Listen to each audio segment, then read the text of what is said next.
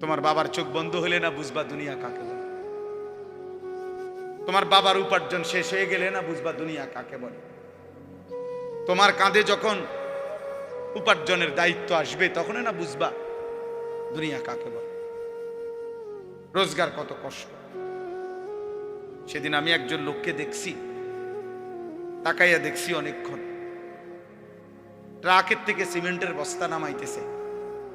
আমি লোকটার দিকে তাকাইয়াছিলাম, সারাটা শরীর ঘামে, আমার মনে হয় যেন লোকটা মানে পানির মধ্যে, সারাটা চুল চেহারা তার ঘামে, ঘাম বাইয়া বাইয়া পড়তেছে।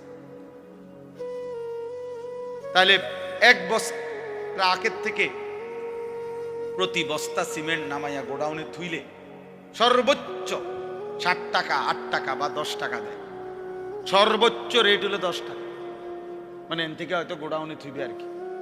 তাহলে 50 বস্তা সিমেন্ট যদি এই বেচারা নামায়, তাহলে প্রিয় যুবক ছেলে 50 বার এই লোকটাকে, তোমার বাবাকে হতে পারে 50 বারই উনি কোমরটা বাঁকা করে। নাহলে কেমনে বস্তাটা লইব? 50 কেজি সিমেন্টের, 50 কেজি সিমেন্টের একটা বস্তা বেচারা কেমনে নিবে? প্রতিবারই তাকে কোমর বাঁকা করতে হয়েছে। প্রত্যেক বস্তা সিমেন্ট হয়তো ফালাইয়া ছোট্ট একটা গামছা হয়তো কোমরের থেকে খুলে আবার ঘাম মুছছে, আবার আরেক বস্তার লেগে গেছে, আর গুনছে কয় বস্তা হইল। বিনিময়ে 500 টাকা, হয়তো 50 বস্তায় 500 টাকা পাইছে, 10 টাকা করে। সেখান থেকে ভাঙ্গাইয়া তোমারে 200 টাকা দিছিল, তুমি বলছো তোমার স্কুলে দিতে হবে, সেই ঘামে ভেজা 200 টাকা। আর তুমি জানো আর সেই 200 টাকায় মোবাইলে ঢুকাইয়া উলঙ্গ ছবি আর নাচ গান নর্তকী দেখে শেষ করে দিছ। তুমি সন্তান না, বরং তুমি জানো আর।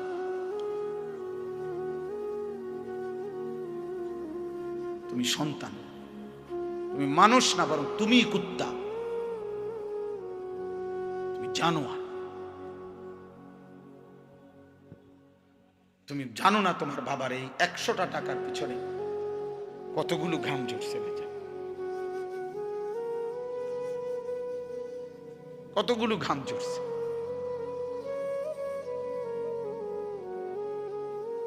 হ্যাঁ, আমার আব্বা ছোটবেলায় আমরা দেখছি সারাদিন স্কুল করে আব্বা যখন আসতেন, প্রাইমারি স্কুলে মাস্টারি করতেন, মসজিদে ইমামতি। আমার আব্বার একটা বা দুইটা গেঞ্জি ছিল, গেঞ্জিগুলোর এই পাশে এই পাশে ঘামে ভিজা।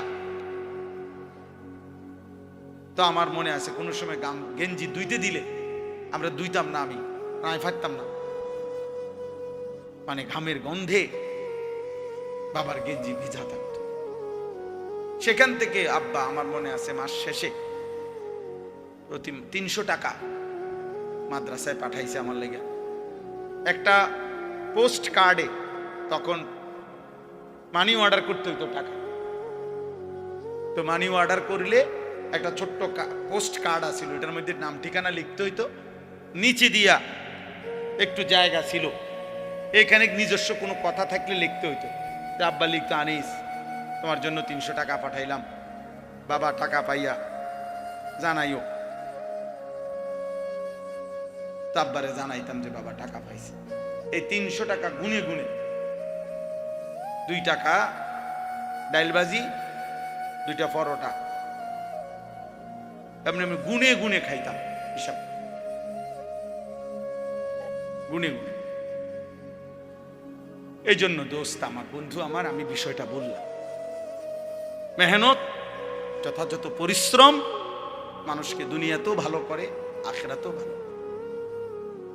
অনেক নওজোয়ান মাশাআল্লাহ, প্রিয় ভাই, আমি অনুরোধ করি পরিশ্রমী হও, মেহনতি হও। এমন সুন্দর জীবন, সুস্থতা, এমন সুন্দর যৌবন, এই শুধু শুধু নারী দেখে দেখে না, এটা মিলে যাবে না। এ যে মহিলারে তুমি রাত দিন মোবাইলে দেখো, এগুলা পাইবা তো, তোমার একজন বিবি হবে, তোমার একজন স্ত্রী হবে। আর যেটা চাচ্ছ মনে, এটা পূরণ হবে। এই পৃথিবীর লাখ লাখ কোটি কোটি মানুষ স্বামী স্ত্রীর মিলনে এরপরেই এই মানব প্রজন্ম এখানে আসছে। কাজ এটা তোমারও হবে। এটার জন্য অল্প বয়সে কুত্তার মতো হওয়া, চরিত্রহীন লম্পট, যে রাত দিন নারী দেখে, ছবি দেখে, জিনা ব্যভিচারের দৃশ্য দেখে, এমন নিকৃষ্ট জানোয়ার হওয়ার কোনো দরকার নেই। এটা এমনি মিলবে। বিয়ে শাদী তো স্বাভাবিক বিষয়, স্বামী স্ত্রী, নারী পুরুষের মিলন, তো আল্লাহ তাআলার কুদরতি নিজাম। আল্লাহ বলছে আমি এটা ব্যবস্থা করে রাখছি, যথা সময়ই পৌঁছে যাও। সময়ের আগে এক লোকমা খাবারও পৌঁছে।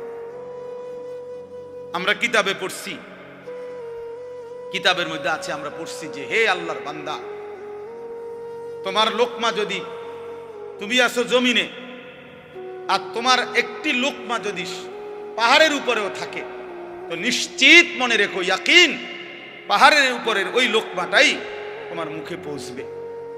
আর আল্লাহর ওলিরা বলেন, যদি হে আল্লাহর বান্দা, তুমি মুখের কাছে দুই ঠোঁটের সামনে নিয়ে আসছো লোকমা, কিন্তু যদি সেটা তোমার ফয়সালাতে না থাকে, খোদার কসম ওই লোকমা তোমার ভিতরে ঢুকবে না। যেটুকু বরাদ্দ ওইটা যদি পাহাড়েও থাকে, সেখান থেকে নেমে আসবে। যেটা বরাদ্দ নাই, সেটা ঠোঁটের কাছে থাকলেও সেটা কি হবে না, মিলবে না।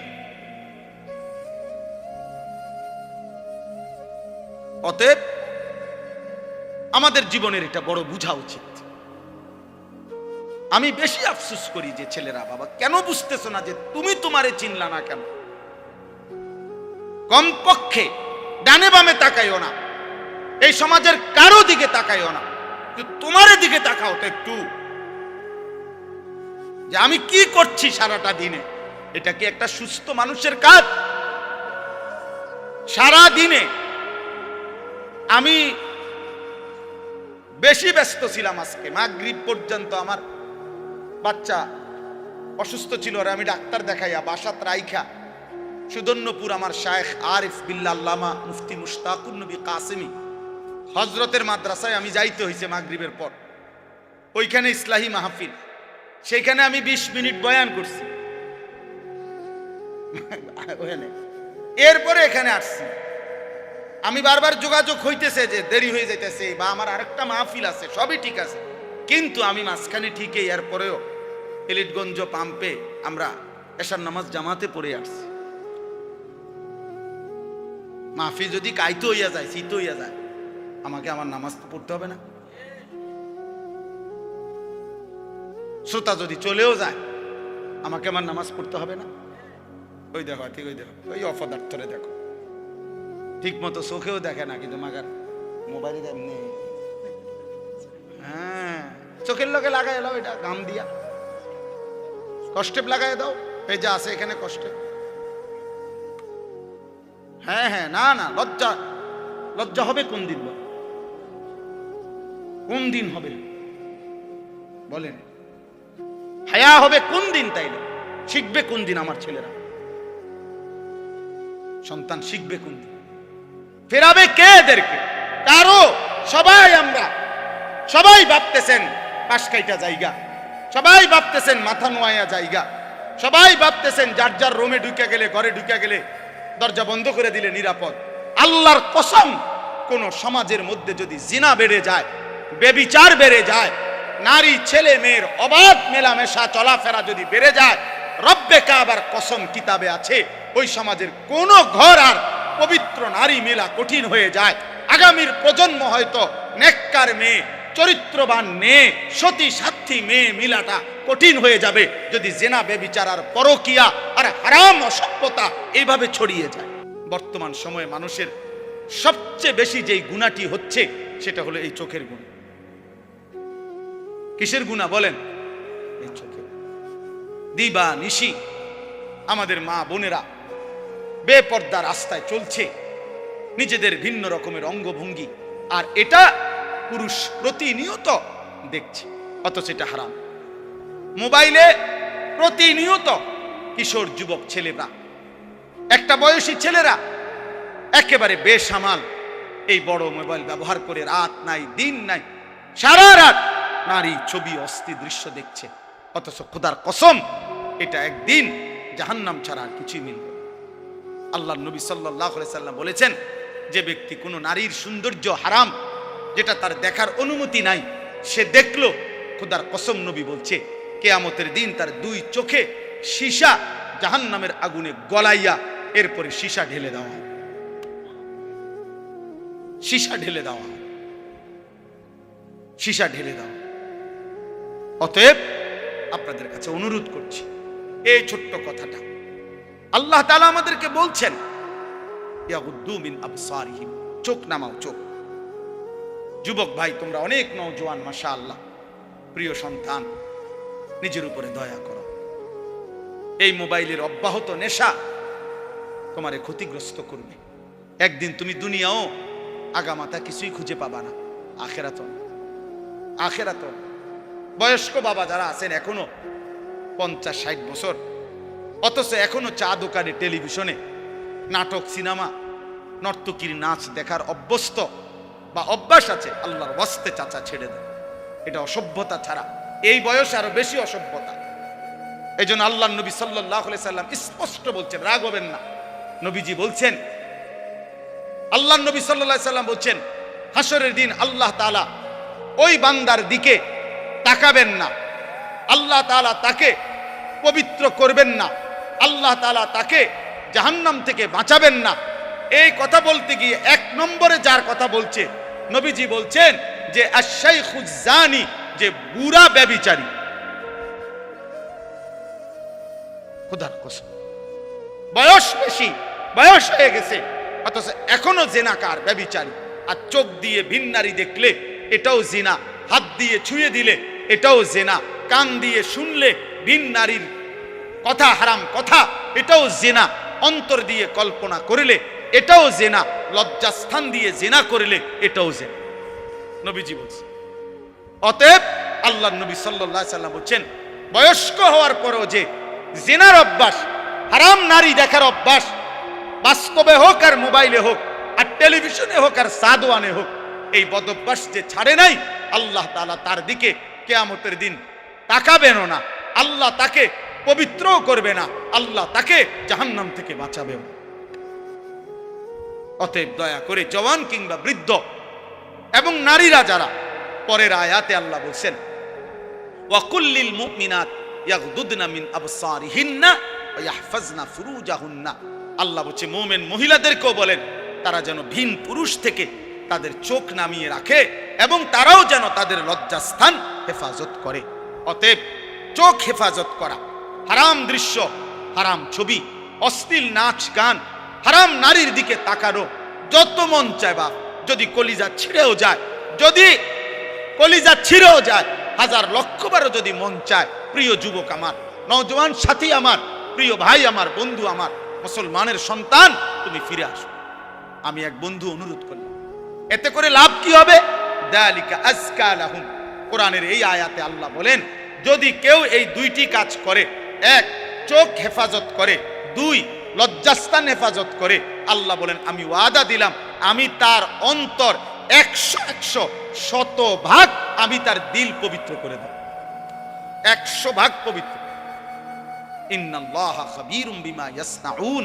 আল্লাহ বলে, বান্দা যখন তোমরা যাই করো না কেন, যেভাবেই করো না কেন, একাকী কিংবা লুকিয়ে, রাতের আধারে কিংবা গভীর রজনীতে, ইয়ারফোন লাগাইয়া কিংবা লাইট নিবাইয়া, দরজা বন্ধ করে কিংবা সিটকারি লাগাইয়া, রাতের গভীরে কিংবা পাহাড়ের জঙ্গলে কিংবা পাহাড়ের চূড়ায় কিংবা জঙ্গলের গভীরে কিংবা 7 তবক জমিনের নিচে কিংবা 7 আসমানের ঊর্ধ্বে, যেখানেই যা করো না কেন, আমি খবর রাখি, খবর রাখি, আমি দেখি বান্দা, আমি দেখি বান্দা, আমি দেখি। গোবর থেকে দুর্গন্ধই বের হবে, গোলাপ ফুল থেকে সুঘ্রাণই বের হবে। অতএব রাস্তা রাস্তায় ঘুরতো যেই মেয়ে, বিবাহের আগে কোনো না কোনো ছেলের সাথে হারাম কোনো সম্পর্ক করত যে মেয়ে, আল্লাহর কসম ওই অপবিত্র মেয়ে থেকে পবিত্র কিছু আশা করা যাবে না। এই গোবর থেকে দুর্গন্ধই বের হবে,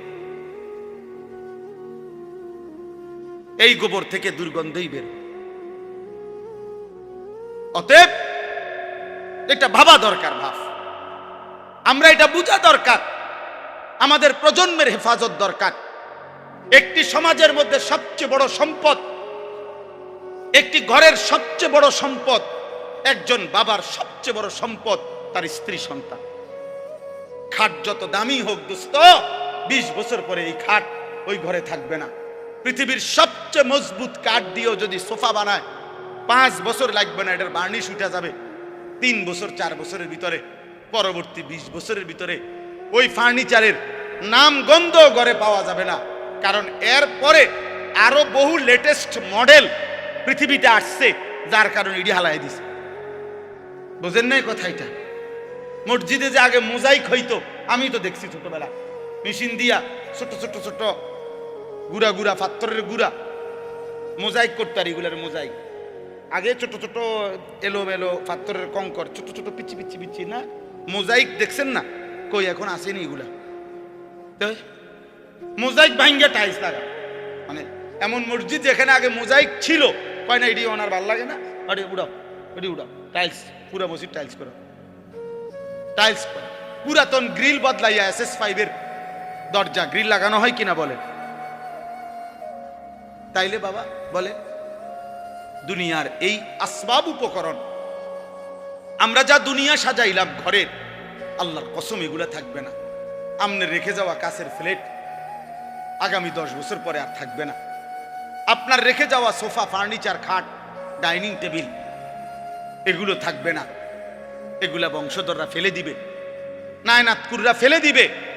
কিন্তু আপনি যেই ছেলেটাকে গড়ে গেলেন, আপনি যদি মেয়েটাকে দিন শিখায়া যান, পর্দা শিখায়া যান, ছেলেটাকে আল্লাহর কোরআন শিখায়া যান, খোদার কসম তার প্রতিটা সেজদা মৃত্যু পর্যন্ত ওই বাবা মার আমল নামার মধ্যে নেকি নিয়ে আস, কোনো সন্দেহ নেই। আল্লাহ নবী সাল্লাল্লাহু আলাইহি সাল্লামের হাদিস কত শুনছেন আপনারা। ওয়াজে উলামায়ে কেরাম বলে আপনাদেরকে যে মান ক্বারা আল কুরআন ওয়া আমিলা বিমা ফীহি উলবিসা ওয়ালিদাহু তাজান ইয়াউমাল কিয়ামা। আল্লাহ নবী সাল্লাল্লাহু আলাইহি সাল্লাম বলেন, যে কোরআন পড়লো, কোরআন অনুযায়ী জীবন চালাইলো, ওই ব্যক্তির মা বাবাকে কিয়ামতের দিন নূরের মুকুট, আলোকিত মুকুট পরিধান করানো। নবীজি বলছে তাহলে ভাবো তো, যদি বাবা মাকে এই মর্যাদা দেওয়া হয়, তাহলে যে কোরআন পড়লো সরাসরি, যে নিজে আমল করলো, ফামা যান্নুকুম বিল্লাযী আমিলা বিহাযা, তাকে আল্লাহ কি পুরস্কার দিবে? যে কোরআন পড়ছে, যে কোরআন আমল করছে। বাপ মারে যদি আল্লাহ সম্মান দেয়, তো হাফেজে কোরআনকে কি দিবে? আলেমে দ্বীনকে আল্লাহ কি দিবে?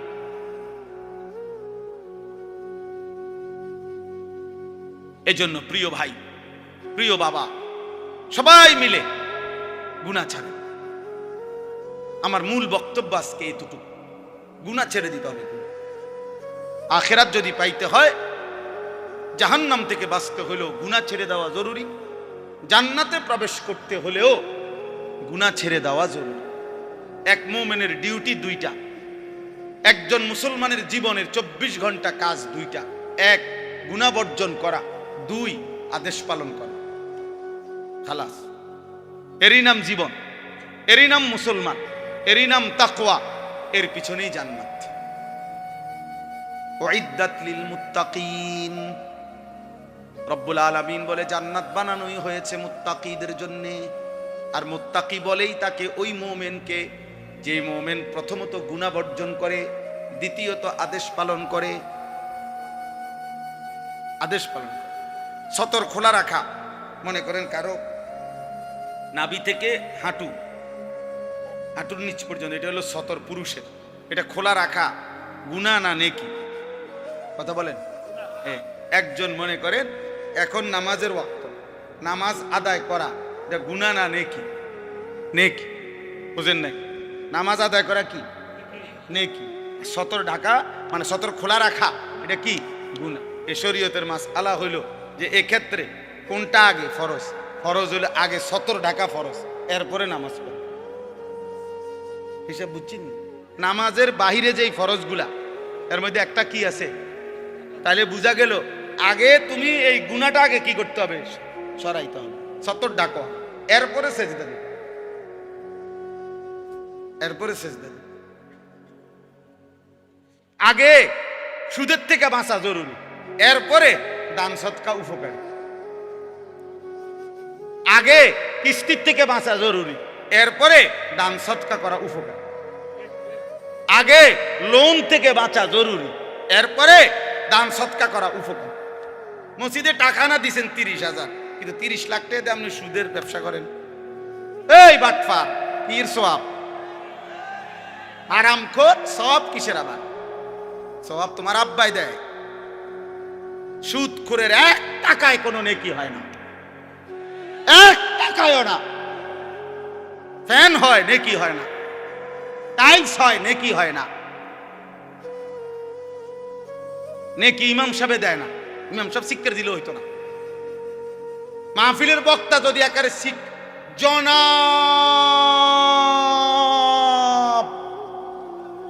অমুকে অমুক 30,000 মার হাবা, আবারে মার, যা ফারস মার, তারে তেহা দিল কেন, মার কন্যা। ফেরেশতা বলবে আল্লাহ সুদের টাকা, আল্লাহ বলবে বাদ দাও, আলাই দাও, তেহা লই এলা খেরা, কিন্তু তুমি লেখো না, নেকি লেখো। টাকা নেওয়া যায়, বলে নেয় কেন? হ্যাঁ নেওয়া যায়, এইটাও কথা। আপনি হয়তো বলবেন আরে এরপরে হুজুর আপনারা নেন কা, টাকা নেওয়া যায় কিন্তু নেকি হবে না। এইটাই এখন বুঝাইছিলাম ওই নুরুন নবী ভাইরে, আমার গাড়ির ছিল। এটা জরুরি বিষয়। নেকি হবে না, নেকি হইতে হইলে হালাল হইতে হবে। দুনিয়াবি লেনদেন করা এটা ভিন্ন মাসআলা। আপনি যদি না বুঝেন আপনার আলেম থেকে বুঝে নিয়ে, কিন্তু বুঝাইতে চাচ্ছি এটা জরুরি। বাপ গুনাহ ছেড়ে দাও। তাহলে আগে জরুরি কি বলেন? আমি কথা শেষ করে ফেলবো এখন। আগে জরুরি কি? দাফউল মুদাররাতি মুকদ্দামুন আলা জালবিল মানফা। আরবি ভাষার গুরুত্বপূর্ণ মূলনীতি এটা, যে আগে ক্ষতি সরাও, এরপরে উপকার আনো। উপকার পরে, আগে কি? কথা বলেন না, ক্ষতি সরাও এইটারে। আচ্ছা মনে করেন একটা জানালার গ্রিল, এটার মধ্যে রং দিবে, কি দিবে? এই রং দিতে গেলে মনে করে এটা পুরান হয়ে গেছে, ঝংকার পড়ে গেছে, এর নিয়ম কি? আগে ঝংকার ফেলতে হবে না আগে রং দিতে হবে? আগে শিরিষ কাগজ দিয়া ঝংকার ফেলতে হবে, এরপরে কি করতে হবে? আগে ক্ষতি সরাও, আগে গুনাহ ছাড়ো, এরপরে সেজদা দাও। এক সেজদা আল্লাহর আরশ ছুঁয়ে যাবে। একবার জমিন থেকে আল্লাহ ডাক দিবা, রবের আরশ কাই পাও। শর্ত কি? গুনাহ ছেড়ে, গুনাহ ছেড়ে, গুনাহ ছেড়ে। আরো বাংলা উদাহরণ দেই, আমরা বাঙালি উদাহরণ আছে। কোন ব্যক্তি মনে করেন কারো বাড়ির দরজায় গেইটে ভিক্ষার জন্যই মনে করেন হাত পাতছে, এই সময় বাড়িওয়ালার কুকুর, পালা কুকুর খেউ খেউ করিয়া দরজার সামনে আইছে, বেড়ারে মানে ধরে লেব দশা। এখন এই লোক কি বলবে? বাড়িওয়ালার আগে কি বলবে? যে কি সরাও, আমার চাল লাগতো না ভাই, আল্লাহর দোহাই, আমার কি লাগবে না, তুই এটা সরা ভাই, এটা সরা। কামড় না দোক, কামড় না দোক, শুধু এইটারে কয় কি? ভিক্ষা থাক, কুত্তা সামলাও, চাল লাগবে না, উপকার করণ লাগতো না ভাই, ক্ষতি যাতে না করে, ক্ষতি যাতে না। এই জন্য এক মুমিনের প্রথম ডিউটি, যুবক হোক বৃদ্ধ হোক, আমি হই তুমি হই, আলেম হোক পাবলিক হোক, আপনি মনে রাখবেন। আপনারা অনেক সময় অনেকে আছে বলে আরে হয়তো লম্বা লম্বা হুজুরের মধ্যে তো দোষের অভাব নাই, বলে কি না বলেন? আমিও তো বলি হুজুরের মধ্যে দোষের অভাব নাই। হুজুররা কি বেহেশতের থেকে নিয়ে আসছে? আমি কি এখন বেহেশতের থেকে আসছি না ক্যান্টনমেন্ট থেকে আসছি? ময়নামতি সাহেবের বাজার আমার বাসা, আমি কোনো বেহেশতের থেকে আসছি? মানে আপনি যদি মনে করেন কোনো হুজুরেরও দোষ আছে, হ্যাঁ হ্যাঁ, তো আপনি আমার জন্য দোয়া করেন, আমরা আপনাদের জন্য দোয়া করি না? কথা বলেন না কেন? তো আপনারা আমার জন্য দোয়া করবেন যে আল্লাহ ওনারও গুনাহ থেকে বাঁচান, ওনারও আল্লাহ আপনি নেক আমলের তৌফিক দেন। আমি আপনার কাছে দোয়া প্রাপ্য না? কথা বলেন না কেন? তো তাইলে অসুবিধা কি? এটা এটা কিন্তু সূক্ষ্ম ধোঁকা, সূক্ষ্ম ধোঁকা। আপনি চোখের সামনে দেখতেছেন আমরা দুইজন, তো এখন আমি পড়ে গেছি পানিতে, তো এরপরে আপনার দায়িত্ব এটা, আর আমি থাইকে লাভ কি? এটাই তো কথা। এটা কোনো বুদ্ধিমান করবে? এটা আমার সাথী আগুনে পুড়ে গেছে, আর আমি আর হুজুরে জেনে আগুনে ফিরে গেছে, তো আর আমি পাবলিক থাকতে কিনবো, আমরাও আগুনে পুড়ে যাই, এটা নিয়ে নিয়ম। তো যদি মনে করেন আমি ভুলে করে ফেলছি, যদি মনে করেন আমি গুনাহ করছি, যদি মনে করেন আমি হারাম করছি, এই বলে কি আপনিও হারাম করবেন? এটা জরুরি। গুনাহ ছেড়ে দেন, এই আজকের মূল বক্তব্য এটা, গুনাহ ছেড়ে দেন। এক মুমিন প্রথম কি ছেড়ে দিতে হবে? গুনাহ ছেড়ে।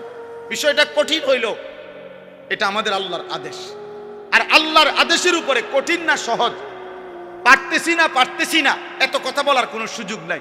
আপনার যদি মন নাও চায়, আপনার যদি বিবেকে নাও চায়, আপনার যদি কলজাটা ফাইটাও যায়, তারপরেও আপনি আল্লাহর হুকুমের জন্য গুনাহ ছাড়তেই হবে, ছাড়তেই হবে, ছাড়তেই।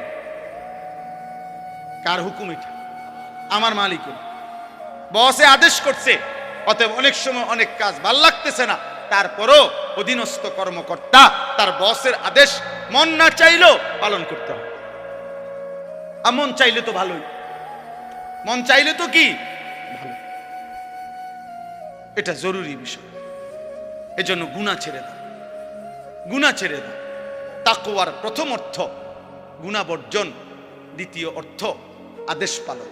আর আল্লাহ এটাই বলছি, ইয়া আইয়ুহাল্লাযীনা আমানুত্তাকুল্লাহ, ইয়া আইয়ুহাল্লাযীনা আমানুত্তাকুল্লাহ। কোরআনুল কারীমে প্রায় 7 বার এই কথাইটা আল্লাহ বলছে, হে ঈমানদার, ইত্তাকুল্লাহ, ইত্তাকুল্লাহ, ইত্তাকুল্লাহ, ইত্তাকুল্লাহ, ইত্তাকুল্লাহ, ইত্তাকুল্লাহ, ইত্তাকুল্লাহ। হে আল্লাহর বান্দা, হে মুমিন, আল্লাহকে ভয় করো, আল্লাহকে ভয় করো, আল্লাহকে ভয় করো। আর তাফসীরের মধ্যে লিখছে, যদি প্রশ্ন করেন যে হুজুর আল্লাহকে ভয় করা মানে কি, আল্লাহকে ভয় করার প্রথম অর্থ গুনাহ ছেড়ে দেওয়া, দ্বিতীয় অর্থ আদেশগুলো পালন করা। আগে গুনাহ ছেড়ে দাও, আগে গুনাহ ছেড়ে দাও। ওয়াদারু যাহিরাল ইসমি ওয়া বাতিনা, আল্লাহ বলছে প্রকাশ্য গোপন সব গুনাহ ছেড়ে দাও। নবীজি বলছেন, রাসূলুল্লাহ সাল্লাল্লাহু আলাইহি ওয়াসাল্লাম বলছেন, ইয়াকুম ওয়াল কাযিব, মিথ্যা বলা ছেড়ে দাও। আলাইকুম বিসসিদক, নবীজি বলছে সত্য বলাকে জীবনের জন্য গ্রহণ করে নাও। অতএব দয়া করে এটা বুঝতে হবে। তো এই আয়াতটা এবার আসেন, আমি যেই পড়ছি সূরা নূর 18 নম্বর পারা, কোরআনুল কারীমের 24 নম্বর সূরা 30 নম্বর আয়াত, এই একটি আয়াতের এবার তর্জমা বললে আমার কথা শেষ। আল্লাহ তাআলা এখানে বলছেন, কুল, হে নবী আপনি বলুন, লিল মুমিনিনা, সকল ঈমানদার পুরুষদেরকে, ইয়াগুদ্দু মিন আবসারিহিম ওয়া ইয়াহফাজু ফুরুজাহুম, তারা যেন বাধ্যতামূলক দুইটা কাজ করে। এক, তারা যেন সকলেই তাদের চোখ ভিন নারী, হারাম ছবি, হারাম দৃশ্য থেকে চোখ যেন নিচে নামায়। ওয়া ইয়াহফাজু ফুরুজাহুম, এবং সমস্ত ঈমানদার পুরুষদেরকে বলেন তারা যেন তাদের লজ্জাস্থানের হেফাজত করে। কোনো জিনা, কোনো ব্যভিচার, হাতের নাপাক ব্যবহার, কোন রকমের অসভ্যতা, নারী পুরুষ, পুরুষ পুরুষ, যেই কোন রকমের অপকর্ম নিজের লজ্জাস্থান দ্বারা যেন না করে, লজ্জাস্থান যেন হেফাজত করে এবং চোখ যেন নিচে নামে। প্রিয় ভাই, এই প্রথম কথাটা বলার জন্যই আমি এই কথাগুলো বলছি।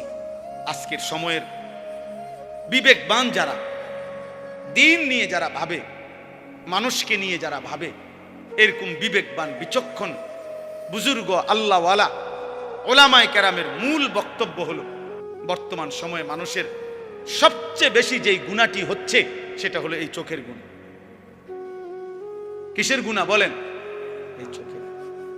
দিবা নিশি আমাদের মা বোনেরা বেপর্দা রাস্তায় চলছে, নিজেদের ভিন্ন রকমের অঙ্গভঙ্গি, আর এটা পুরুষ প্রতিনিয়ত দেখছে, অথচ এটা হারাম। মোবাইলে প্রতিনিয়ত কিশোর যুবক ছেলেরা, একটা বয়সী ছেলেরা একেবারে বেসামাল এই বড় মোবাইল ব্যবহার করে রাত নাই দিন নাই, সারা রাত নারী, ছবি, অস্থি দৃশ্য দেখছে, অথচ খোদার কসম এটা একদিন জাহান্নাম ছাড়া আর কিছুই মিলবে না। আল্লাহর নবী সাল্লাল্লাহু আলাইহি সাল্লাম বলেছেন, যে ব্যক্তি কোনো নারীর সৌন্দর্য হারাম, যেটা তার দেখার অনুমতি নাই, সে দেখলো, খোদার কসম নবী বলছে কিয়ামতের দিন তার দুই চোখে সীসা জাহান্নামের আগুনে গলাইয়া এরপরে সীসা ঢেলে দেওয়া, সীসা ঢেলে দেওয়া, সীসা ঢেলে দেওয়া। অতএব আপনাদের কাছে অনুরোধ করছি, এই ছোট্ট কথাটা আল্লাহ তাআলা আমাদেরকে বলছেন, ইয়াগুদ্দু মিন আবসারিহিম, চোখ নামাও, চোখ। যুবক ভাই, তোমরা অনেক নওজোয়ান, মাশাআল্লাহ, প্রিয় সন্তান, নিজের উপরে দয়া করো। এই মোবাইলের অব্যাহত নেশা তোমারে ক্ষতিগ্রস্ত করবে। একদিন তুমি দুনিয়াও আগামাতা কিছুই খুঁজে পাবা না, আখেরাত, আখেরাত। বয়স্ক বাবা যারা আছেন এখনো 50-60 বছর, অথচ এখনো চা দোকানে, টেলিভিশনে নাটক, সিনেমা, নর্তকীর নাচ দেখার অভ্যস্ত বা অভ্যাস আছে, আল্লাহর ওয়াস্তে চাচা ছেড়ে দেন। এটা অসভ্যতা ছাড়া এই বয়সে আরো বেশি অসভ্যতা। এই জন্য আল্লাহ নবী সাল্লাল্লাহু আলাইহি সাল্লাম স্পষ্ট বলছেন, রাগ হবেন না, নবীজি বলছেন, আল্লাহ নবী সাল্লাল্লাহু আলাইহি সাল্লাম বলছেন, হাসরের দিন আল্লাহ তাআলা ওই বান্দার দিকে তাকাবেন না, আল্লাহ তাআলা তাকে পবিত্র করবেন না, আল্লাহ তাআলা তাকে জাহান্নাম থেকে বাঁচাবেন না। এই কথা বলতে গিয়ে 1 নম্বরে যার কথা বলছে, নবীজি বলছেন যে আশ-শাইখুজ জানি, যে বুড়া ব্যভিচারী। খোদার কসম, বয়স বেশি, বয়স হয়ে গেছে, অথচ এখনো জিনাকার, ব্যভিচারী। আর চোখ দিয়ে ভিন নারী দেখলে এটাও জিনা, হাত দিয়ে ছুঁয়ে দিলে এটাও জিনা, কান দিয়ে শুনলে ভিন নারীর কথা, হারাম কথা, এটাও জিনা, অন্তর দিয়ে কল্পনা করিলে এটাও জিনা, লজ্জাস্থান দিয়ে জিনা করিলে এটাও জিনা, নবীজি বলছেন। অতএব আল্লাহর নবী সাল্লাল্লাহু আলাইহি সাল্লাম বলছেন, বয়স্ক হওয়ার পরেও যে জিনার অভ্যাস, হারাম নারী দেখার অভ্যাস, বাস্তবে হোক আর মোবাইলে হোক আর টেলিভিশনে হোক আর সাদওয়ানে হোক, এই বদঅভ্যাস যে ছাড়ে নাই, আল্লাহ তাআলা তার দিকে কিয়ামতের দিন তাকাবেনও না, আল্লাহ তাকে পবিত্রও করবে না, আল্লাহ তাকে জাহান্নাম থেকে বাঁচাবে।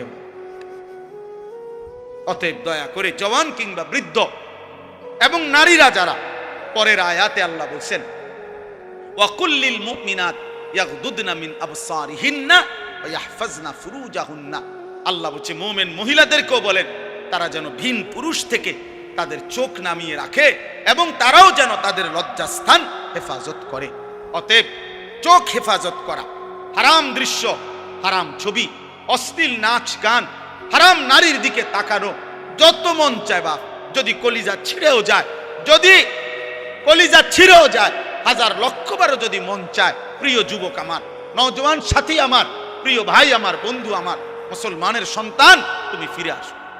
আমি এক বন্ধু অনুরোধ করলাম, এতে করে লাভ কি হবে?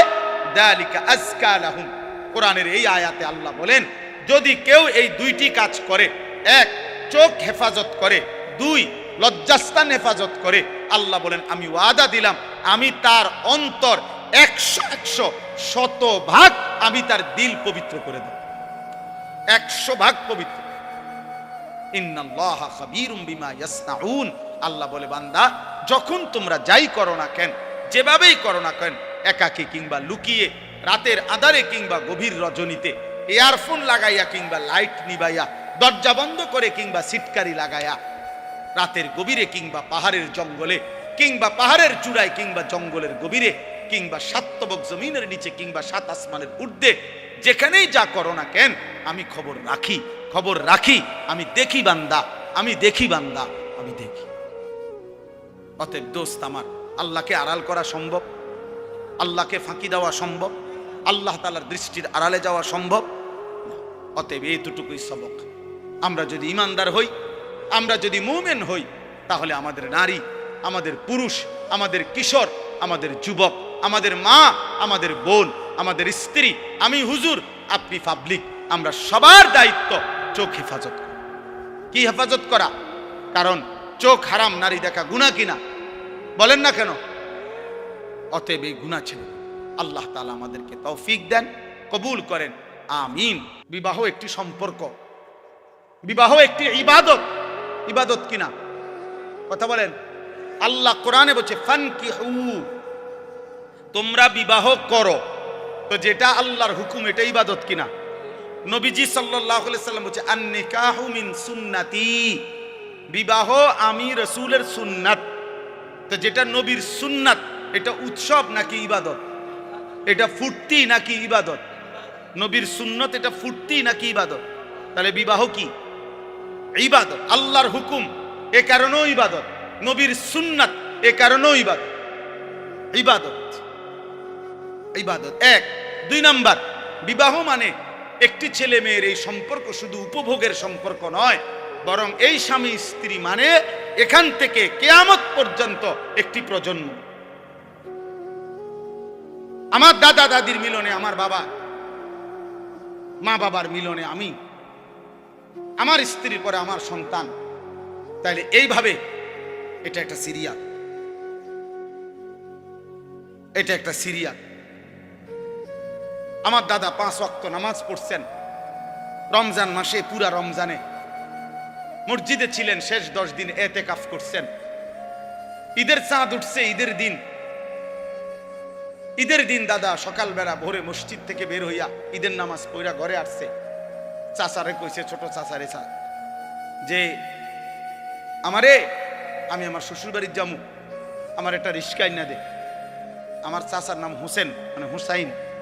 ওই যে হোসেন, আমারে একটা রিস্কা না দে ফুত, আমি আমার শ্বশুর বাড়ির যামু। দাদা বুড়া মানুষ। আমার চাচা বলছে, আব্বা আমনে মুরব্বী মানুষ, শেষ বয়স, আপনি মাত্র মসজিদে অন কি শ্বশুর বাড়ি যাইবেন? আমরা সব সেমাই চিনি রাঁধছি, আপনি খাবেন। দাদা কয় না, আমি জামুই, তুই রিস্কা না আনলে বাদ দে। নাতি মানে আমার চাচার ছেলে ইদ্রিস, পরে বলছে নাতি তুই আমার হাতে ধর, দাদা জামুই শ্বশুর বাড়ি। এই কথা বলে দাদা একটু সামনে গেছে, মাঝ পথে পাশের গ্রাম, 2 গ্রাম পরে আমার দাদার শ্বশুর বাড়ি ছিল। দাদা মাঝখানেই রাস্তায় কাইত হইয়া পড়ে গেছে। সন্ধ্যাবেলায় আমার দাদা কবরে চলে গেছে, মারা গেছে।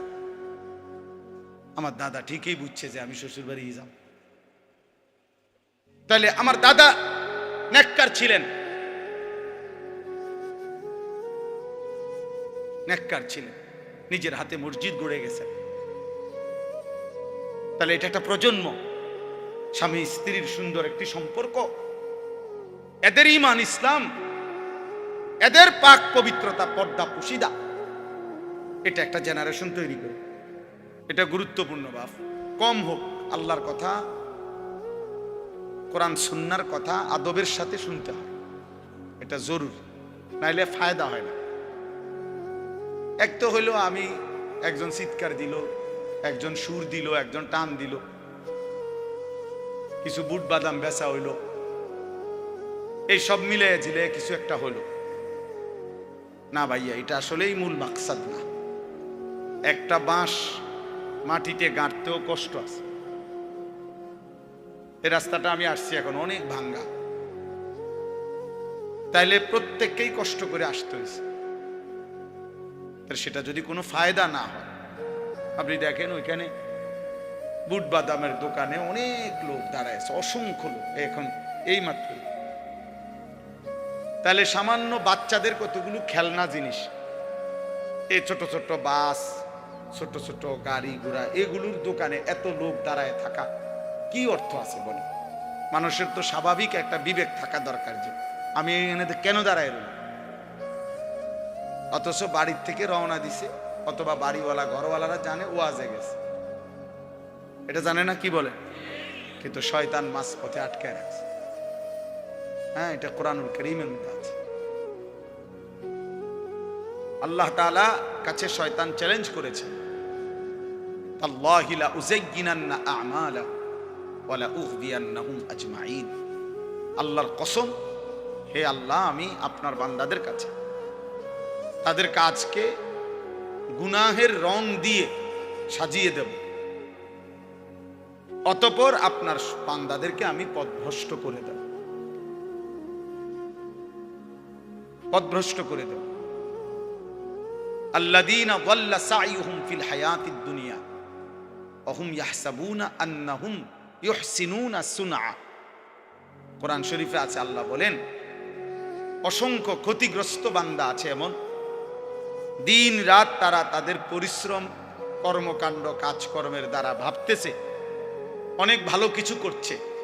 আল্লাহ বলেন অথচ আসলে তারা ধোঁকা খাচ্ছে, বরং পথভ্রষ্ট হচ্ছে, নিজেদের সমস্ত আখিরাত খাসারা বরবাদ করছে,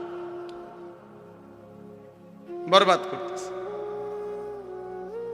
আফামান যুগিনা লাহু সুউ আমালিহি ফারাআহু হাসানা, এটাও কোরআন শরীফের আয়াত।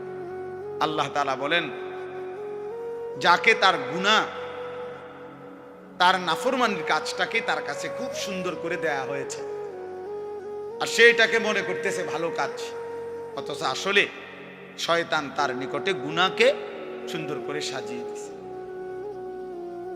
সাজায় দিছে। এই জন্য বাপ আমরা এটা বুঝা উচিত। আরবিতে বলা হয় কালিমাতু হাক্কিন উরিদা বিহাল বাতিল, কথা সত্য মতলব খারাপ। অর্থাৎ অনেক সময় এমন হয় যে কথা তো সুন্দর কিন্তু ভিতরের উদ্দেশ্য খারাপ। এই জন্য অনেক কিছু তো আমাদের কাছে মনে হয় এটা করলে খুব সুন্দর হবে, কিন্তু এর দ্বারা উদ্দেশ্য ভিন্ন। এই জন্য দেন একটু আগায় দেন, একটু একটু করে। আরে আপনি কথা বলেন, আসতে বলেন। মানুষের আগাইবার কথা কই এত ধমক দিলে তো আর হইতো না। নিজের বসা নিজে বসে দেন, একটু একটু আগায় দেন। মানুষ একজন বসতে এত আগালো কি দরকার? জি মাশাআল্লাহ। চলেন, 2 নাম্বার কথা হলো ভাইয়া, আমার প্রিয় ছোট ভাই হাফিজ মাওলানা আতিকুর রহমান আশরাফ, আমি আইসাই শুনতেছি বলতেছে, এইমাত্র সে বলছে এটা আপনাদের কাছে।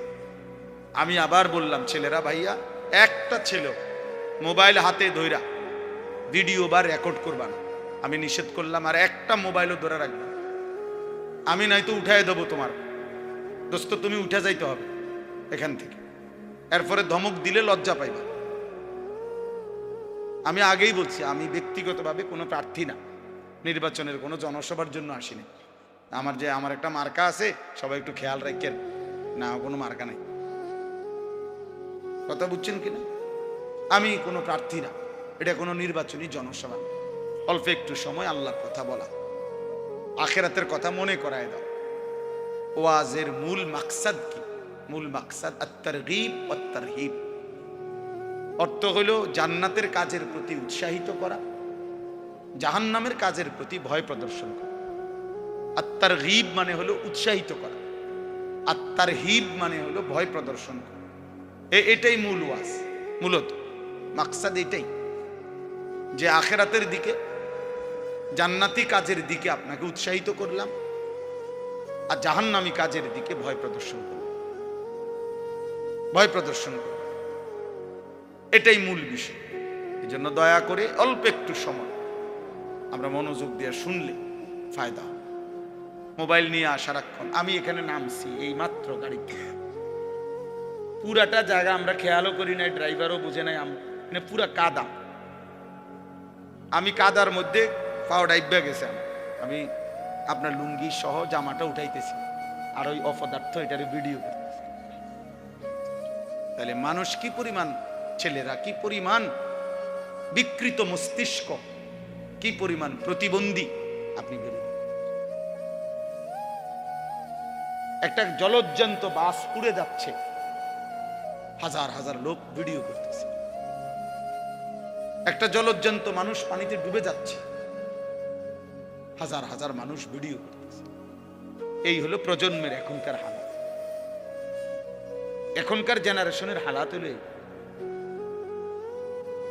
এই। কয়েকদিন আগে নোয়াখালীতে অনেকেই শুনছেন, একজন প্রবাসীর পরিবারের 7 জন একটা মাইক্রোজে পানি পড়ে গেছে, শুনছেন না, মারা গেছে। যে ওই লোকের একটা সাক্ষাৎকার দিছে, আমি নিজে শুনছি। বেচারা কানতে কানতে বলছে যে আমি মাইক্রোটা যখন পানি পড়ে গেছে, শত শত মানুষ আসছে পুকুরের পারে, আমি প্রত্যেকের কাছে কাকতি মিনতি করছি, অনুরোধ করছি, কেউ একটু নামলো না পানিতে, যে চেষ্টা করলো না। সকলেই শুধু মোবাইল দিয়ে ছবি ওঠে। আল্লাহর কসম সে বলছে, সে আফসোস করছে। তা আমি একটা ছেলেকে বললাম এখন যে, আরে ভাই তুমি তো আগে আমার ধরো যে আমি কোনো পড়ে যাই কিনা বা কাদা, তুমি তো আগে এইটা সেভ করো না। তোমার আগে দরকার মুসাফা করতে, হুজুর আঞ্জা দিয়ে ধরলি তুই।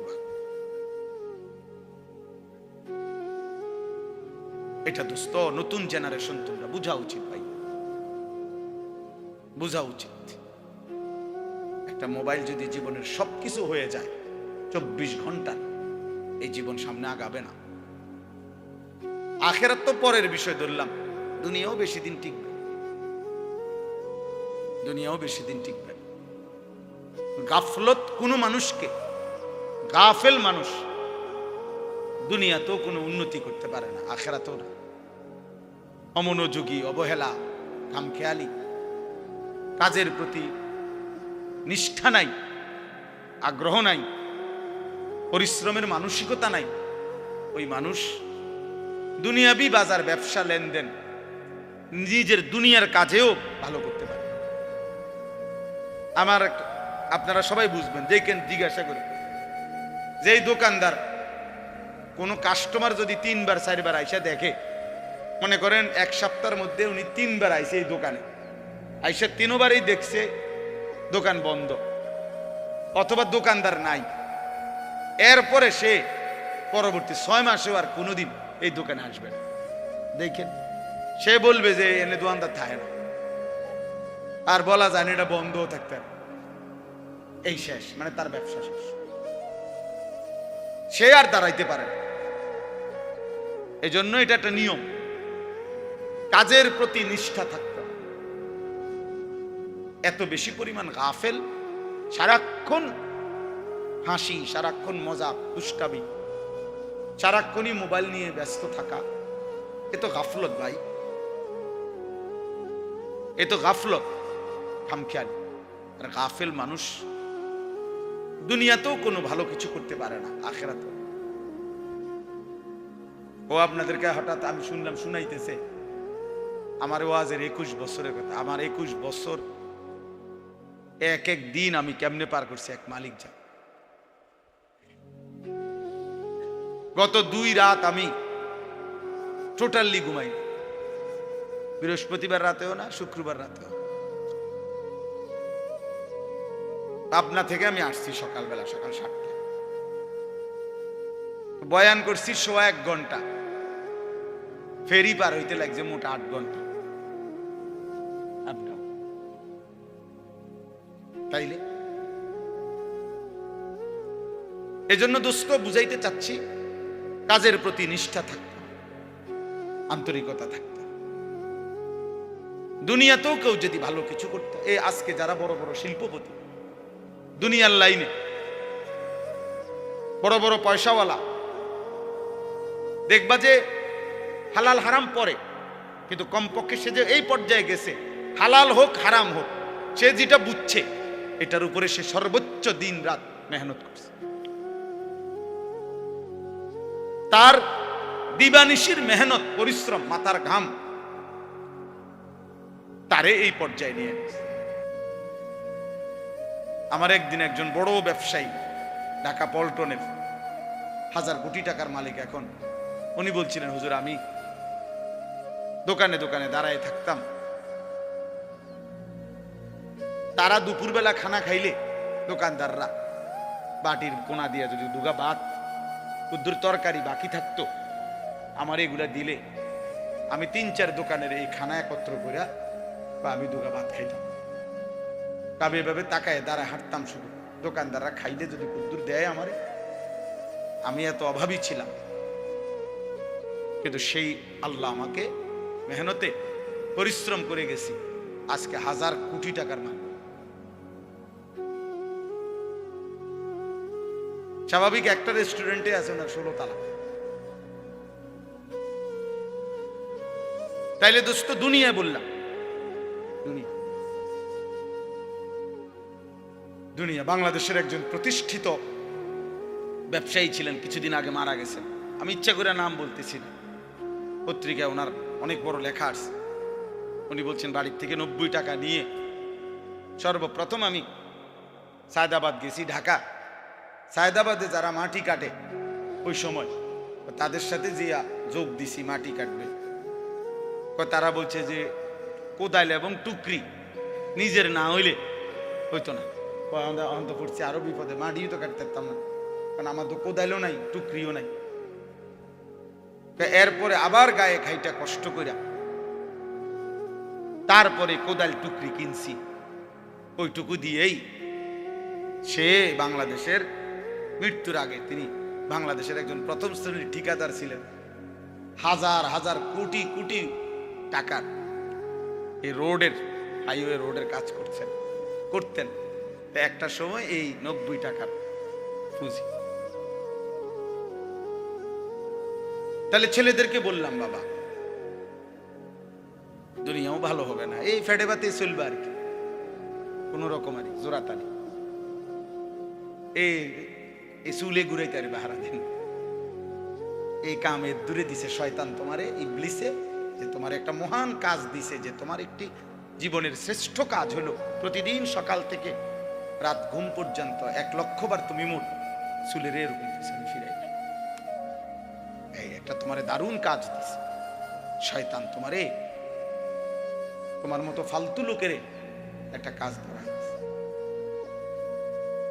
তোমারে একটা দারুণ কাজ দিছে যে তুমি নিজের পয়সা দিয়ে এমবি ঢুকাইবা, আর সারা পৃথিবীর পাগল ছাগল, সুস্থ অসুস্থ, যে যা মোবাইলে দেয় তুমি শুধু টাইনে টাইনে দেখবে। টাকা যাবে তোমার, সময় যাবে তোমার, হায়াত যাবে তোমার, কামাই হবে।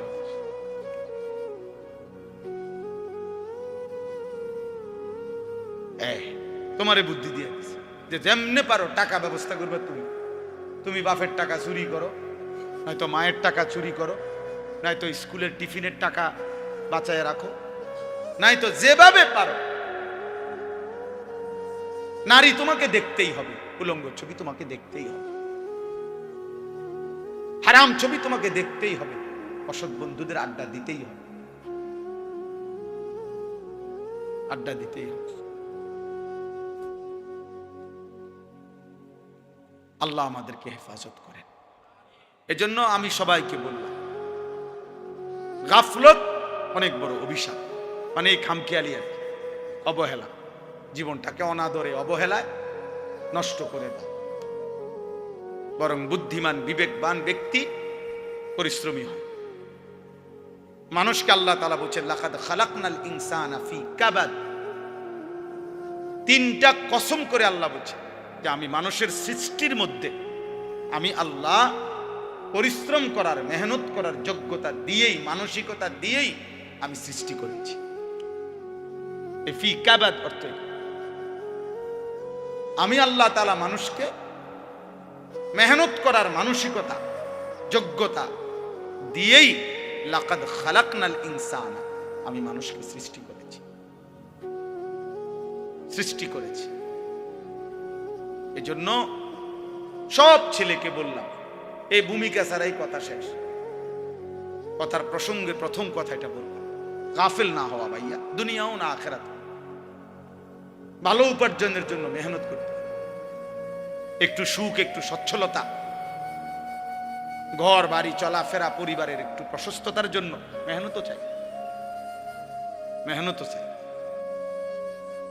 আপনি ঘুমের থেকে উঠে জমিদারি করবেন, এ কয়দিন তাফালিং, কয়দিন মোটরসাইকেল নিয়ে মাতবুরি, মোবাইল একটা নিয়ে মাতবুরি, কয়দিন ভাইয়া, কয়দিন? তোমার বাবার চোখ বন্ধ হলে না বুঝবা দুনিয়া কাকে বলে, তোমার বাবার উপার্জন শেষ হয়ে গেলে না বুঝবা দুনিয়া কাকে বলে, তোমার কাঁধে যখন উপার্জনের দায়িত্ব আসবে তখন না বুঝবা দুনিয়া কাকে বলে, রোজগার কত কষ্ট। সেদিন আমি একজন লোককে দেখছি, তাকাইয়া দেখছি অনেকক্ষণ, ট্রাকের থেকে সিমেন্টের বস্তা নামাইতেছে, আমি লোকটার দিকে তাকাইয়া ছিলাম, সারাটা শরীর ঘামে, আমার মনে হয় যেন লোকটা মানে পানির মধ্যে, সারাটা চুল চেহারা তার ঘামে, ঘাম বাইয়া বাইয়া পড়তেছে। তাহলে এক বস্তা আগের থেকে প্রতি বস্তা সিমেন্ট নামাইয়া গোডাউনে থুইলে সর্বোচ্চ 60 টাকা, 8 টাকা বা 10 টাকা দেয়। সর্বোচ্চ রেট হলো 10 টাকা, মানে এন থেকে হয়তো গোডাউনে থুইবে আর কি। তাহলে 50 বস্তা সিমেন্ট যদি এই বেচারা নামায়, তাহলে প্রিয় যুবক ছেলে 50 বার এই লোকটাকে, তোমার বাবাকে হতে পারে 50 বারই উনি কোমরটা বাঁকা। নাহলে কেমনে বস্তাটা লইব? 50 কেজি সিমেন্টের, 50 কেজি সিমেন্টের একটা বস্তা বেচারা কেমনে নিবে? প্রতিবারই তাকে কোমর বাঁকা করতে হয়েছে। প্রত্যেক বস্তা সিমেন্ট হয়তো ফালাইয়া ছোট্ট একটা গামছা হয়তো কোমরের থেকে খুলে আবার ঘাম মুছছে, আবার আরেক বস্তার লেগে গেছে, আর গুনছে কয় বস্তা হইল। বিনিময়ে 500 টাকা, হয়তো 50 বস্তায় 500 টাকা পাইছে, 10 টাকা করে। সেখান থেকে ভাঙ্গাইয়া তোমারে 200 টাকা দিছিল, তুমি বলছো তোমার স্কুলে দিতে হবে, সেই ঘামে ভেজা 200 টাকা। আর তুমি জানো আর সেই 200 টাকায় মোবাইলে ঢুকাইয়া উলঙ্গ ছবি আর নাচ গান নর্তকী দেখে শেষ করে দিছ। তুমি সন্তান না, বরং তুমি জানো আর।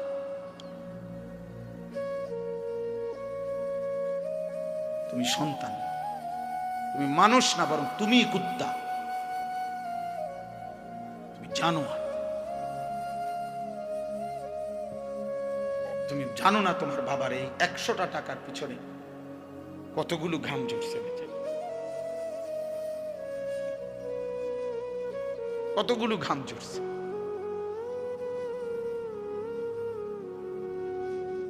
হ্যাঁ, আমার আব্বা ছোটবেলায় আমরা দেখছি সারাদিন স্কুল করে আব্বা যখন আসতেন, প্রাইমারি স্কুলে মাস্টারি করতেন, মসজিদে ইমামতি। আমার আব্বার একটা বা দুইটা গেঞ্জি ছিল, গেঞ্জিগুলোর এই পাশে এই পাশে ঘামে ভিজা। তো আমার মনে আছে কোনো সময় গেঞ্জি ধুইতে দিলে আমরা ধুইতাম না, আমি ফাটতাম না, মানে ঘামের গন্ধে বাবার গেঞ্জি ভিজা থাকতো। সেখান থেকে আব্বা, আমার মনে আছে, মাস শেষে প্রতি 300 টাকা মাদ্রাসায় পাঠাইছে আমার লেগে। একটা পোস্ট কার্ডে তখন মানি অর্ডার করতে হইতো টাকা, তো মানি অর্ডার করলে একটা ছোট্ট পোস্ট কার্ড আছিল, এটার মধ্যে নাম ঠিকানা লিখতে হইতো, নিচে দিয়া একটু জায়গা ছিল, এখানে নিজস্ব কোনো কথা থাকলে লিখতে হইতো। তো আব্বা লিখতো, আনিস তোমার জন্য 300 টাকা পাঠাইলাম, বাবা টাকা পাইয়া জানাইও। তো আব্বারে জানাইতাম যে বাবা টাকা পাইছে। এই 300 টাকা গুনে গুনে 2 টাকা ডাইলবাজি, 2টা পরোটা, এমনি আমি গুনে গুনে খাইতাম, হিসাব গুনে গুনে। এই জন্য দোস্ত আমার, বন্ধু আমার, আমি বিষয়টা বললাম, মেহনত, যথাযথ পরিশ্রম মানুষকে দুনিয়াতেও ভালো করে, আখিরাতেও ভালো। অনেক নওজোয়ান মাশাআল্লাহ, প্রিয় ভাই, আমি অনুরোধ করি পরিশ্রমী হোক, মেহনতি হোক। এমন সুন্দর জীবন, সুস্থতা, এমন সুন্দর যৌবন, এই শুধু শুধু নারী দেখে দেখে না, এটা মিলে যাবে না। এই যে মহিলারে তুমি রাত দিন মোবাইলে দেখো, এগুলা পাইবা তুমি, তোমার একজন বিবি হবে, তোমার একজন স্ত্রী হবে। আর যেটা চাচ্ছ মনে, এটা পূরণ হবে। এই পৃথিবীর লাখ লাখ কোটি কোটি মানুষ স্বামী স্ত্রীর মিলনে এরপরেই এই মানব প্রজন্ম এখানে আসছে। আজ এটা তোমারও হবে। এটার জন্য অল্প বয়সে কুত্তার মতো হওয়া, চরিত্রহীন লম্পট, যে রাত দিন নারী দেখে, ছবি দেখে, জিনা ব্যভিচারের দৃশ্য দেখে, এমন নিকৃষ্ট জানোয়ার হওয়ার কোনো দরকার নেই। এটা এমনি মিলবে। বিয়ে শাদী তো স্বাভাবিক বিষয়, স্বামী স্ত্রী, নারী পুরুষের মিলন তো আল্লাহ তাআলার কুদরতি নিজাম। আল্লাহ বলছে আমি এটা ব্যবস্থা করে রাখছি, যথা সময়ই পৌঁছে যাব, সময়ের আগে এক লোকমা খাবারও পৌঁছে। আমরা কিতাবে পড়ছি কিতাবের মধ্যে আছে, আমরা পড়ছি যে হে আল্লাহর বান্দা, তোমার লোকমা যদি, তুমি আসো জমিনে আর তোমার একটি লোকমা যদি পাহাড়ের উপরেও থাকে, তো নিশ্চিত মনে রেখো, ইয়াকিন, পাহাড়ের উপরের ওই লোকমাটাই তোমার মুখে পৌঁছবে। আর আল্লাহর ওলিরা বলেন, যদি হে আল্লাহর বান্দা, তুমি মুখের কাছে দুই ঠোঁটের সামনে নিয়ে আসছো লোকমা, কিন্তু যদি সেটা তোমার ফয়সালাতে না থাকে, খোদার কসম ওই লোকমা তোমার ভিতরে ঢুকবে না। যেটুকু বরাদ্দ ওইটা যদি পাহাড়েও থাকে সেখান থেকে নেমে আসবে, যেটা বরাদ্দ নাই সেটা ঠোঁটের কাছে থাকলেও সেটা কি হবে না, মিলবে। অতএব আমাদের জীবনের এটা বড় বোঝা উচিত। আমি বেশি আফসোস করি যে ছেলেরা, বাবা কেন বুঝতেছো না যে তুমি তোমারে চিনলা না কেন? কমপক্ষে ডানে বামে তাকাইও না, এই সমাজের কারো দিকে তাকাইও না, তোমার দিকে তাকাও তো একটু, যে আমি কি করছি সারাটা দিনে। এটা কি একটা সুস্থ মানুষের কাজ? সারা দিনে আমি বেশি ব্যস্ত ছিলাম, আজকে মাগরিব পর্যন্ত আমার বাচ্চা অসুস্থ ছিল, আর আমি ডাক্তার দেখাইয়া বাসাত রাইখা সুদন্যপুর আমার শায়েখ আরিফ বিল্লাহ আল্লামা মুফতি মুশতাকুর নবী কাসেমি হযরতের মাদ্রাসায় আমি যাইতে হয়েছে মাগরিবের পর। ওইখানে ইসলাহি মাহফিল, সেখানে আমি 20 মিনিট বয়ান করছি, এরপরে এখানে আসছি। আমি বারবার যোগাযোগ হইতেছে যে দেরি হয়ে যাইতেছে, বা আমার আরেকটা মাহফিল আছে, সবই ঠিক আছে, কিন্তু আমি মাঝখানে ঠিকই এরপরেও এলিটগঞ্জ পাম্পে আমরা এশার নামাজ জামাতে পড়ে আসছি। মাহফিল যদি কাইতে হইয়া যায়, শীত হইয়া যায়, আমাকে আমার নামাজ পড়তে হবে না? শ্রোতা যদি চলেও যায়, আমাকে আমার নামাজ পড়তে হবে না? ওই দেখো, ঠিক ওই দেখো, ওই অপদার্থরে দেখো, ঠিক মতো চোখেও দেখে না, কিন্তু মাগার মোবাইলে এমনি, হ্যাঁ চোখের লগে লাগাই এলাও, এটা গাম দিয়া কষ্টেপ লাগাই দাও, এই যা আছে এখানে কষ্টেপ। হ্যাঁ হ্যাঁ, না না, লজ্জা লজ্জা হবে কোন দিন? কোন দিন হবে বলেন? হায়া হবে কোন দিন? তাইলে শিখবে কোন দিন আমার ছেলেরা? সন্তান শিখবে কোন দিন? ফেরাবে কে এদেরকে? কারো। সবাই আমরা সবাই ভাবতেছেন পাশ কাইটা জায়গা, সবাই ভাবতেছেন মাথা নোয়া জায়গা, সবাই ভাবতেছেন যার যার রুমে ঢুকে গেলে, ঘরে ঢুকে গেলে দরজা বন্ধ করে দিলে নিরাপদ। আল্লাহর কসম, কোন সমাজের মধ্যে যদি জিনা বেড়ে যায়, বেবিচার বেড়ে যায়, নারী ছেলে মেয়ের অবাধ মেলামেশা চলাফেরা যদি বেড়ে যায়, রব্বে কাবার কসম কিতাবে আছে, ওই সমাজের কোন ঘর আর পবিত্র নারী মেলা কঠিন হয়ে যায়। আগামীর প্রজন্ম হয়তো নেককার মেয়ে, চরিত্রবান মেয়ে, সতী সাথী মেয়ে মিলাটা কঠিন হয়ে যাবে যদি জেনা বেবিচার আর পরকিয়া আর হারাম অসভ্যতা এইভাবে ছড়িয়ে যায়। অতএব দোস্ত আমার, আল্লাহকে আড়াল করা সম্ভব? আল্লাহকে ফাঁকি দেওয়া সম্ভব? আল্লাহ তাআলার দৃষ্টির আড়ালে যাওয়া সম্ভব? অতএব এইটুকুই সবক। আমরা যদি ইমানদার হই, আমরা যদি মুমিন হই, তাহলে আমাদের নারী, আমাদের পুরুষ, আমাদের কিশোর, আমাদের যুবক, আমাদের মা, আমাদের বোন, আমাদের স্ত্রী, আমি হুজুর, আপনি পাবলিক, আমরা সবার দায়িত্ব চোখ হেফাজত করা। কি হেফাজত করা? কারণ চোখ হারাম নারী দেখা গুনাহ কিনা? বলেন না কেন? অতএব এই গুনাহ ছেড়ে আল্লাহ তাআলা আমাদেরকে তৌফিক দেন, কবুল করেন, আমিন।